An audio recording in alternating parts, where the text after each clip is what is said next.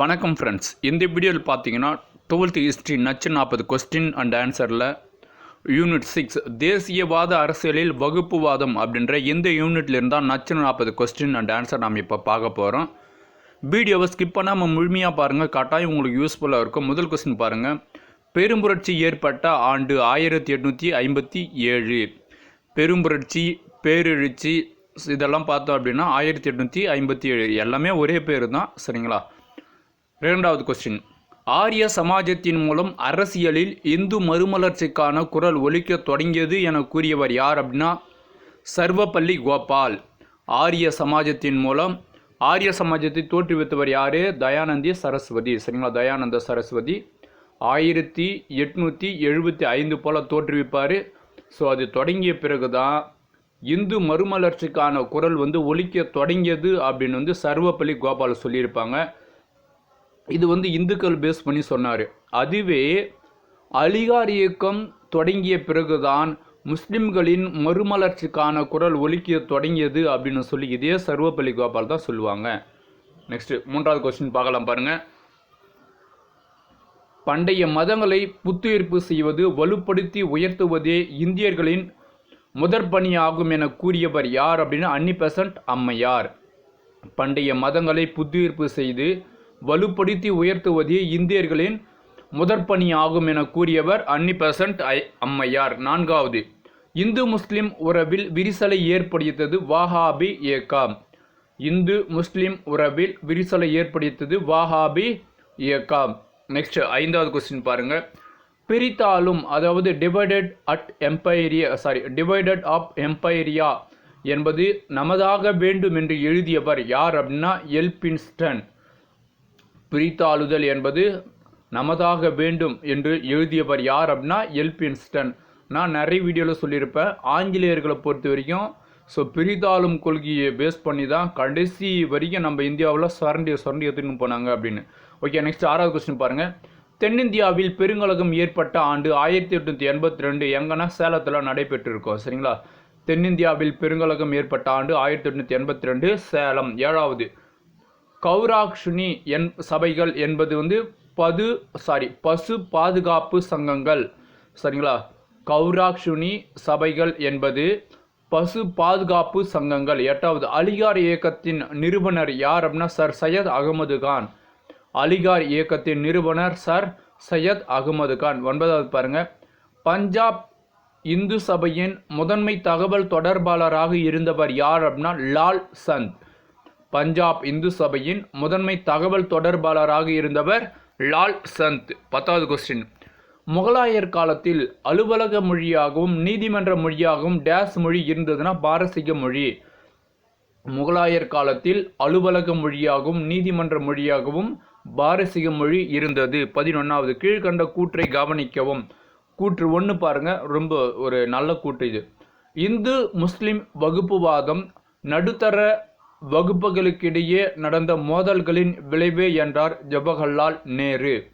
இந்து முஸ்லிம் வகுப்புவாதம் நடுத்தர வகுப்புகளுக்கிடையே நடந்த மோதல்களின் விளைவே என்றார் ஜவஹர்லால் நேரு. கூற்று 2, மேலும் மனசாட்சியுள்ள இந்து மற்றும் முஸ்லிம் பொதுமக்கள் இத்தகைய வகுப்புவாதத்திலிருந்து முற்றிலும் விலகி இருந்தனர் என்றார். யார் அப்படின்னா ஜவஹர்லால் நேரு தான் சொல்லியிருப்பாரு, சரிங்களா?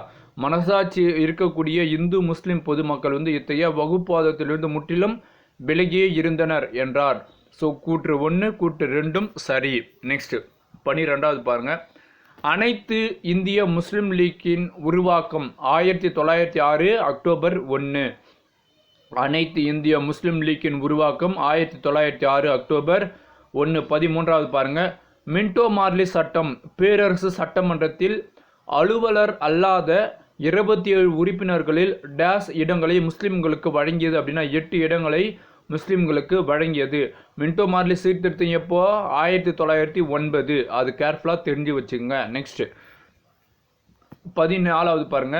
நேரடி நடவடிக்கையினால் 1946 ஆகஸ்ட் 16. ரொம்ப ரொம்ப ரொம்ப ரொம்ப முக்கியமான கொஸ்டின், சரிங்களா? நேரடி நடவடிக்கையினால் 1946 ஆகஸ்ட் 16. நெக்ஸ்ட் 15வது, வகுப்புவாதம் பற்றி நேருவின் கூற்று. கூற்று 1, வகுப்புவாதம் என்பது பிற்போக்குவாதிகள் நவீன உலகத்திற்கு பொருந்தாத காலாவதியான ஒரு கருத்தை விடாப்பிடியாக பிடித்து கொண்டிருப்பது என்பதற்கு ஏற்ற சான்றாகும் அப்படின்றாங்க. அது கரெக்டு. கூட்டு 2 பாருங்க. இது தேசியவாதம் என்ற கருத்தாக்கத்திற்கு முற்றிலும் எதிரானது அப்படின்னு சொல்லியிருப்பாங்க. யாரு? ஜவஹர்லால் நேரு அவர்கள். ஸோ அனைத்தும் சரியானது அப்படின்றதா சரியான ஆன்சர். நெக்ஸ்ட் 16வது பாருங்க. இந்துக்களின் முதல் அகில இந்திய மாநாடு டேஸில் கூட்டப்பெற்றது. ஹரித்துவார். நான் இந்த கொஸ்டின் முன்னே சொல்லியிருக்கிறேன். இந்துக்களின் முதல் அகில இந்திய மாநாடு ஹரித்துவாரில் 1915 கூட்டப்பெற்றது. 17வது பாருங்க. வேல்ஸ் இளவரசரின் வருகை புறக்கணித்த ஆண்டு 1921. வேல்ஸ் இளவரசரின் வருகையை புறக்கணித்த ஆண்டு 1921. 18வது. இந்து மகாசபைக்கு புத்துயிர் அளித்தவர் யார் அப்படின்னா சுவாமி சிரத்தானந்தா. சரிங்களா? இந்து மகாசபைக்கு புத்துயிர் அளித்தவர் யாருன்னா சுவாமி சிரத்தானந்தா. நெக்ஸ்ட் 19வது பாருங்க. ஜின்னாவை இந்து முஸ்லிம் ஒற்றுமையின் தூதர் என டேஸ் என்பவர் புகழாரம் சூட்டினார்னா சரோஜினி நாயுடு. சரிங்களா? ஸோ ஜின்னாவை வந்து இந்து முஸ்லிம் ஒற்றுமையின் தூதுவர் அப்படின்னு சரோஜினி அவங்க வந்து சொல்லியிருப்பாங்க. சரிங்களா? நெக்ஸ்ட் 20வது பாருங்க. இந்து மக்கள் ஆகிய நாங்களாகவே ஒரு தேசமாக உள்ளோம் என உறுதிப்பட கூறியவர் யார் அப்படின்னா வி.டி. சவாக்கர். சரிங்களா? இந்து மக்கள் ஆகிய நாங்களாகவே ஒரு தேசமாக உள்ளோம் என உறுதிப்படக்கூடியவர், அதாவது வெளிப்படையாக சொல்லுவார் யார் அப்படின்னா வி.டி. சவாக்கர். 21வது. முஸ்லீம் லீக் மீட்பு நாளாக கொண்டாடிய நாள் எப்போ அப்படின்னா டிசம்பர் 22, 1939. சரிங்களா? முஸ்லீம் லீக் மீட்பு நாளாக கொண்டாடிய நாள் டிசம்பர் 22, 1939. என்ன காரணம் அப்படின்னு பார்த்தீங்கன்னா, அதாவது 1939 போல் ஸோ மொத்தத்தில் வந்து 11 மாகாணத்தில் 7 மாகாணம் வந்து பார்த்தோன்னா யார் ஜெயிப்பாங்க? காங்கிரஸ் வந்து ஜெயிச்சிருக்கோம். அவங்க ஆட்சி அமைச்சிருப்பாங்க. சரிங்களா? அவ்வாறு அமைக்கப்படும் போது இந்தியர்களை 2ஆம் உலகப் போரில் இவங்களை கன்சல்ட் பண்ணாமே வந்து ஆங்கிலேயர்கள் என்ன பண்ணுவாங்க? உட்புகுத்துவாங்க. சரிங்களா? ஸோ ஆகையினால் என்ன பண்ணுவாங்கன்னா இங்கே இருக்கக்கூடிய காங்கிரஸ் தலைவர்கள் வந்து தன்னுடைய பதவியை வந்து ராஜினாமா பண்ணுவாங்க. அந்த ராஜினாமா பண்ணனால யார்? ஜின்னா வந்து மீட்பு நாளாக கொண்டாடுவார். சரிங்களா? டிசம்பர் 22, 1939. 22வது பாருங்க. பின்வரும் சமூக சமய சீர்திருத்த நிறுவனங்களை காலவரிசைப்படுத்துக அப்படின்றாங்க. அனைத்து இந்திய முஸ்லீம் லீக் அப்படின்றது பார்த்தோம் அப்படின்னா ஸோ 1906. நம்ம இந்த கொஸ்டின் மேலேயே பார்த்தோம். ஆரிய சமாஜம் 1875.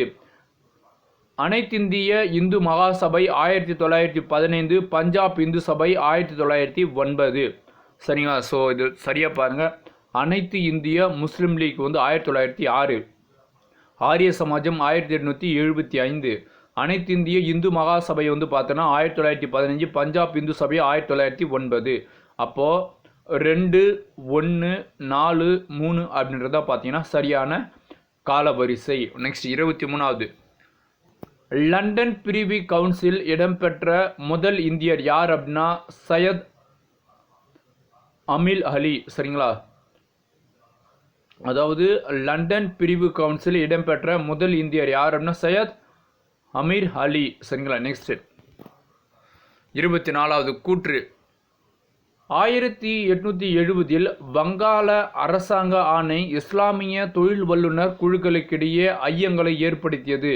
எப்போ? 1870 வங்காள அரசாங்க ஆணை இஸ்லாமிய தொழில் வல்லுநர் குழுக்களுக்கிடையே ஐயங்களை ஏற்படுத்தியது. என்ன காரணம் அப்படின்னு பார்த்தீங்கன்னா அவ்வாணை உருது மொழி பாரசீக அரேபிய எழுத்து முறைக்கு பதிலாக இந்தியை கொண்டு வந்தது. நல்லா ஒன்று ஞாபகம் வச்சுங்க. ஸோ நம்ம அதாவது இஸ்லாமியர் பொறுத்த வரைக்கும் அவங்களுடைய தாய்மொழி எது? உருது. சரிங்களா? அப்புறம் பாரசீகம் பேசுவாங்க. சரிங்களா? பாரசீகமும் தெரியும் அவங்களுக்கு. ஸோ இதுக்கு பதிலாக என்ன பண்ணுறாங்க? கட்டாயமாக இந்தி கொண்டு வந்தாங்க. சரிங்களா? ஸோ எப்போ? 1870. ஸோ கூற்று சரியாக, அதாவது கூற்று சரி, காரணம் கூற்றை விளக்குகிறது அப்படின்றதா சரியான ஆன்சர். நெக்ஸ்ட் 25வது பாருங்கள். சரியான கூற்றை கண்டுபிடிக்க. கூற்று 1. ஆரம்ப கால தேசியவாதிகளில் சிலர் தேசியவாதத்தை இந்து மத அடித்தளத்தில் மட்டுமே உருவாக்க முடியும் என நம்பினர். சரிங்களா? ஆரம்ப கால தேசியவாதிகளில் சிலர் தேசியவாதத்தை இந்து மத அடித்தளத்தில் மட்டுமே உருவாக்க முடியும் என நம்பினர். கூற்று 2 பாருங்க. ஸோ அது வந்து கரெக்டு. கூற்று 1 வந்து கரெக்டு. ரெண்டாவது கூற்று 2 பாருங்கள். இந்து மகாசபை போன்ற அமைப்புகள் எடுத்த முயற்சிகள், அதாவது 90% அம்மையாரால் நடத்தப்பட்ட பிரம்மஞான சபையால் வலுப்பெற்றது அப்படின்னு சொல்கிறாங்க. சரிங்களா? ஸோ அது கிடையாது. கூற்று 3 பாருங்கள். ஆரிய சமாஜத்தின் சுத்தி மற்றும் சங்காதன் நடவடிக்கைகளில் காங்கிரஸ் பங்கேற்றது இந்து முஸ்லிம்களுக்கிடையே பிரிவை வளர்த்தது அப்படின்னு சொல்கிறாங்க. சரிங்களா? ஸோ ஆரிய சமாஜத்தின் சுத்தி மற்றும் சங்காதன் நடவடிக்கைகளில் காங்கிரஸ் பங்கேற்றது இந்து முஸ்லிம்களுக்கிடையே பிரிவை வளர்த்தது அப்படின்னு சொல்கிறாங்க. ஆக்சுவலாக கொஸ்டின்னா சரியான கூற்றை கண்டுபிடிக்க அப்படின்றாங்க. அப்போது கூற்று 1 மற்றும் 2 அப்படின்றத வந்து சரியானது. சரிங்களா? சாரி, கூற்று 1 மற்றும் 3 அப்படின்றத வந்து சரியானது. நெக்ஸ்ட் பாருங்கள்.